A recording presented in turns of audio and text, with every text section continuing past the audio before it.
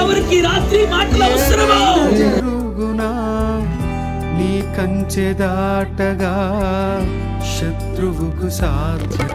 మా దేవా నీవే మా తోడుంటే అంతే చాలు. అపవాది తలచిన కీడులన్నీ మేలైపోవు. ఏమైనా చేయగలవు, కథ మొత్తం మార్చగలవు. నీ నామముకే మహిమంతా తెచ్చుకొందువు.